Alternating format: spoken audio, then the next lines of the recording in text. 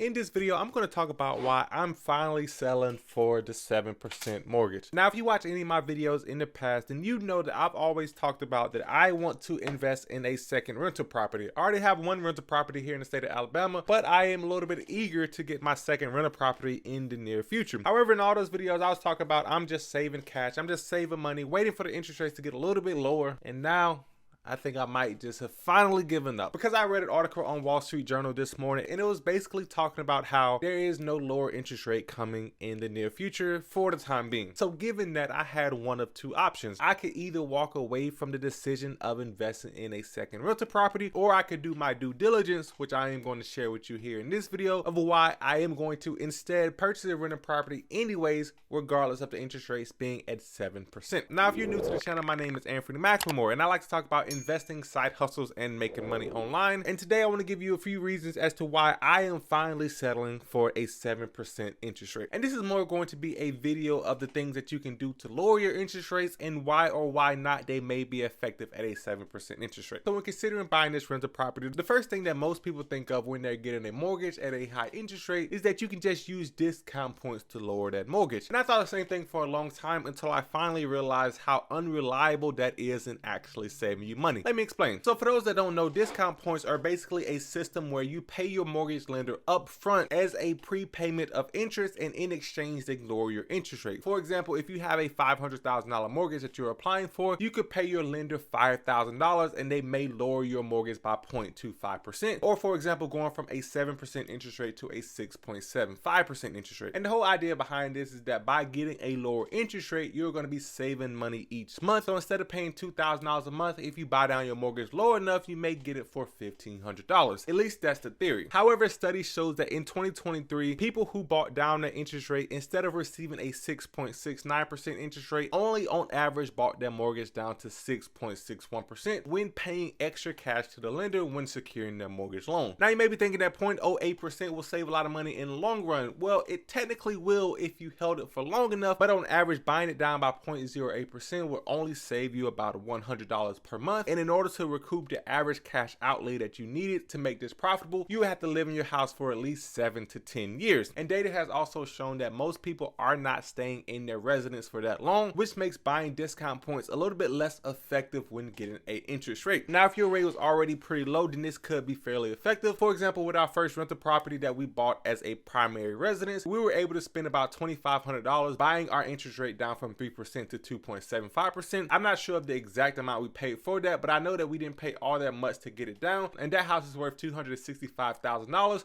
with a mortgage payment of $1,190 a month. So when looking forward for my personal investment property, even though I see myself as a long-term investor, I don't think that I will be using discount points in the near future in order to lower my interest rates to get more cash outflow, just because the amount of time that I would have to hold that property to recoup that initial investment is so great. I think it will be more effective to use that initial cash that I would be using to buy down the interest rates elsewhere. However, the other thing that I was considering to maybe getting a lower monthly payment was an adjustable rate mortgage. Now, if you read any personal finance book, or really any finance book in general, they probably will tell you to stay far away from ARMs or adjustable rate mortgages as possible. And I would agree, because adjustable rate mortgages can be really unpredictable, because what they do is that the interest rates fluctuate with how the market conditions are. If the economy is doing great and amazing like it was in 2021 and the interest rates are extremely low, your mortgage rates will adjust to that low interest rates and your monthly payment would adjust as well. However, if we did see a little bit of a recession that we are experiencing now in 2024, you can see your monthly payment slowly rising higher and higher and higher each month, and technically there's not an end in sight. You may be able to get a fixed rate mortgage for the first couple of years, but once that period ends, your rate could go from 3% to 7% to 15%, and there's not really anything you can do about it other than refinance. That's why I was always taught, and I always encourage other people to stay away from adjustable rate mortgages and to get a 30-year fixed mortgage, because that way you never have to worry about your mortgage payment increasing. Now, your taxes and escrow may increase, which is another story, but your actual loan payment that you're paying back to your lender is not going up. And at the same time, if you are securing a mortgage at a 7% interest rate, you are losing the benefit that your payment may go down in the future. But I would rebuttal that by saying that you could always refinance, even though that does cost a little bit of money, in order to get a lower interest rate when you are ready for that. However, the next method I consider when buying my next rental property property is obviously going to be shopping around different lenders to see which lender has the best mortgage rate. Now this sounds pretty easy to do, which is because it is, because a lot of lenders, especially right now with the mortgage rate being so high, as I keep repeating, don't have the sales outflows and they aren't meeting their criteria that they need to, so they are a little bit more willing to be flexible for you if they think that they can close a loan with you. Meaning that if you go to a lender with a 6.85% interest rate from a different lender and you ask them if they can beat it, maybe you will get a 6.8% offer from that lender, or 6.75. And the idea is that you keep repeating this with different lenders, preferably local lenders, until one or two people say, no, I can't beat this. That is the lowest that I can possibly go. And in that case, you will be spending a little bit of time driving around every day. You will be spending time on the phone negotiating, but overall, you may be able to save yourself just as much money as you would be by buying discount points towards your mortgage. I personally am going to do this when I'm actually ready to start applying for mortgages,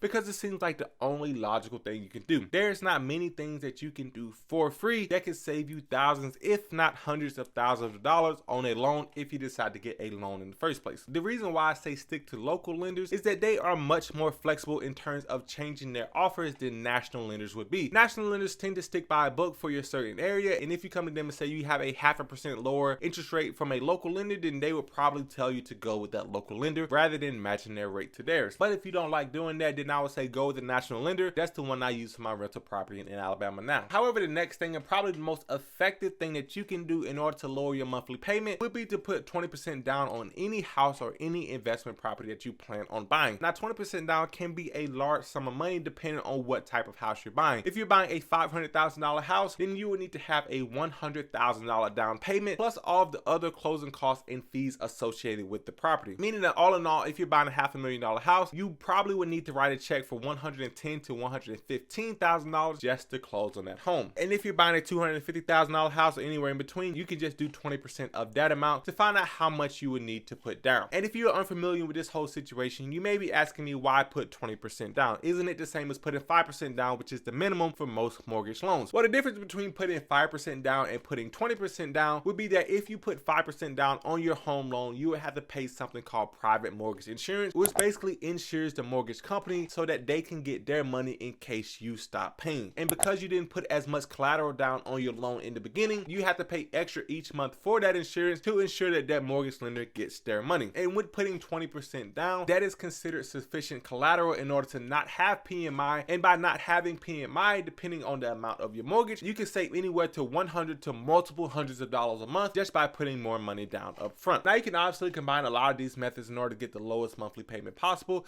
You could put 20% down on a house, you could buy down your discount points, you can shop around, and I wouldn't recommend you do the adjustable rate mortgage. But if you find a property or a home that you wish to live in long term and you think that it will be a pretty good investment, I would say waiting on the interest rate to get lower is not really an effective move, because you may be losing out on a lot of possibilities just by not striking when the iron is hot. You can have some motivated sellers willing to sell to you for a discount, and at the end of the day, if you plan on holding it for 5 or 10 or 15 years and you have the cash flow to make that monthly payment now, there's always the chance that when the interest rate do go lower, when the economy does get better, that you would then have the opportunity to refinance in the future. So moving forward, that is my goal, to go ahead and get into a rental property now, document that process here on this YouTube channel, and then when I see that the interest rates are dropping, I would then use a little bit more cash to refinance and then get more monthly cash flow from that property. So if you found any kind of value in this video, then hit that like button for your boy, and also hit that subscribe button if you want to follow that journey here on the channel. And if you do, I'll see you in the next one, guys.